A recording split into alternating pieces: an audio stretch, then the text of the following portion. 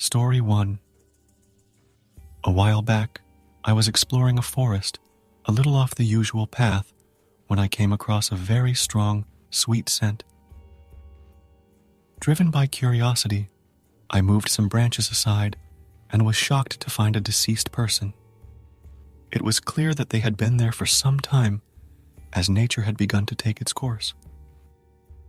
I immediately notified the police and was instructed to stay there until they arrived. As it was quite remote, it took the officers some time to reach me, and by then, it had grown dark. Waiting there, alone with the silence of the forest and the presence of the person, was unsettling. It was later discovered that the person had taken their own life. The experience lingered with me for a while, haunting my dreams, where the person would appear and speak to me, expressing discontent for having been disturbed.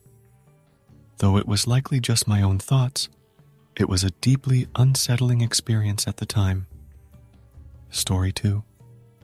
Around 2 years ago, I found myself driving back from a family gathering late at night. The journey was a good 2 hours, and I couldn't stay overnight since I had work the next day. The route I took was lined with thick bushes and towering trees. It looked like something straight out of a spooky movie. I'd been on the road for about 45 minutes when exhaustion hit me out of the blue. You know that sudden wave of sleepiness that can just overwhelm you? That's what I felt. Despite my tiredness, I couldn't spot a safe place to pull over and rest, so I had to keep pushing through.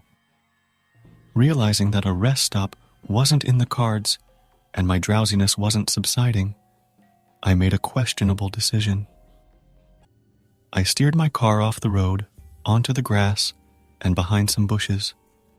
My aim was to keep my car out of sight from other drivers who occasionally passed by. It wasn't a deserted road, as I'd see another car every few minutes. I glanced at the clock, etched the time 11:22 p.m. into my memory, and let sleep take over. Sometime later, a scratching noise jolted me awake. I checked the time.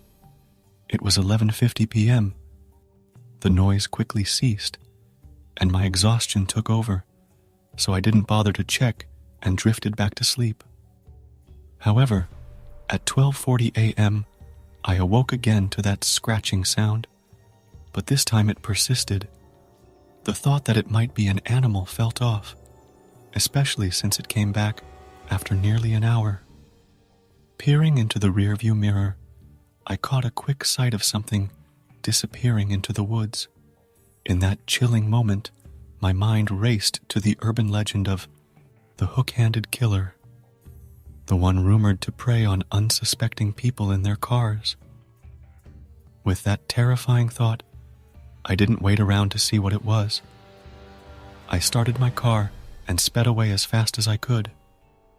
Not far ahead, the road curved sharply, and as I rounded the bend, there was a car parked just off the road, its driver's door wide open. I slowed down to check if anyone needed help, but the car seemed empty. Glancing in the rearview mirror, I saw nothing at first.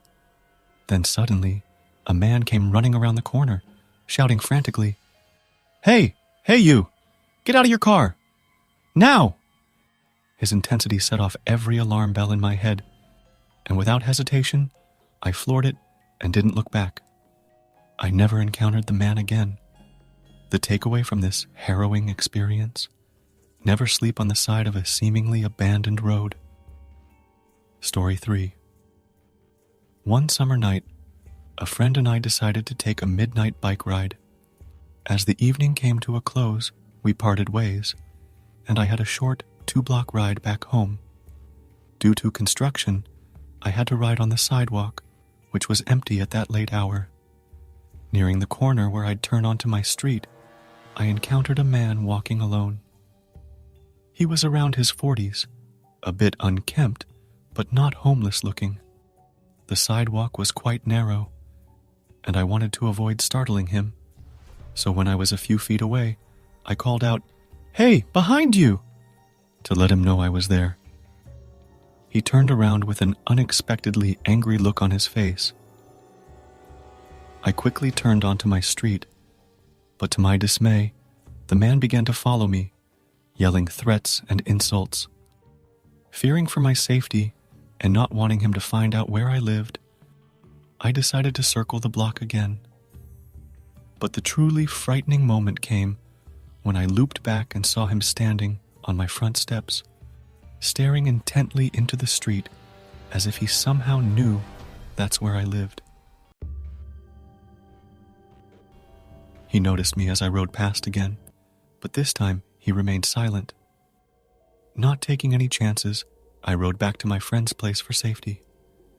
Unfortunately, a couple of days later, my bike was stolen from the alley next to their house. Story 4. When I was a kid, my parents were pretty cool about letting me camp out in the living room on weekends.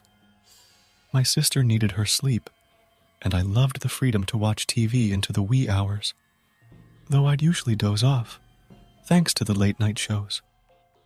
One night, I awoke abruptly, feeling that prickling sensation you get when something's not right. I sat up straight and looked out the front window. Living in rural Georgia, we had more trees than you could count, and that night, bathed in moonlight, I spotted the outline of someone perched in a tree. Right at that moment, our family dog charged to the window, growling and baring its teeth at the figure through the glass. In a state of panic, I raced to my parents' bedroom to tell them there was someone lurking outside. My dad, protective as ever, took something to defend himself and rushed out with our dogs, ready to confront the intruder. I stayed back, shaking in my mom's embrace until my dad returned, assuring us that he didn't find anyone and that it was time for bed. I opted to sleep in my own room that night and shared the scary encounter with my sister. My dad patrolled the house, coffee in hand, as we tried to settle down. Just as I was beginning to relax, I saw him again. The man was outside my window. In the dim moonlight, he gestured for me to be quiet, then turned and ran off. I was so shaken, I cried for what seemed like an eternity. Story 5. My home has a unique layout, set further back from the street compared to others. The sidewalk stretches along the living room and ends at the front porch, leading right into it. The living room has large, non-opening windows that let in lots of light, but sacrifice a bit of privacy. With my family away on vacation, I took the opportunity to enjoy some drinks alone. I ended up passing out on the living room couch around 9 in the evening, too anxious to make it to my bedroom. The couch is situated directly under these big windows. I woke up without knowing what disturbed me, feeling an intense chill. Then, I heard pounding. It was coming from right above me. I stayed still, barely opening my eyes to look up, and there was someone at the window, banging on the glass. I managed to glance at the cable box, while remaining motionless. It was around 3 a.m. The banging persisted, then abruptly ceased, but I didn't dare move. Then it started up again, this time from 2 different places, one at the window and another at the front door. The relentless pounding wouldn't stop. It lasted for about 40 minutes before it finally ended. That incident was one of the most terrifying experiences I've ever had, leaving me on edge long afterwards. The next day, I reached out to a friend, hoping for some company for the remaining days of the week, but his half-joking response was, "What for? So we can both be murdered in our sleep?" Thank you for joining us on this ghostly ride through the top 5 scary stories that have chilled us to the bone. Do you have a scary story of your own? Share it in the comments below. We'd love to read what terrors you've encountered. Don't forget to subscribe to our channel and turn on notifications.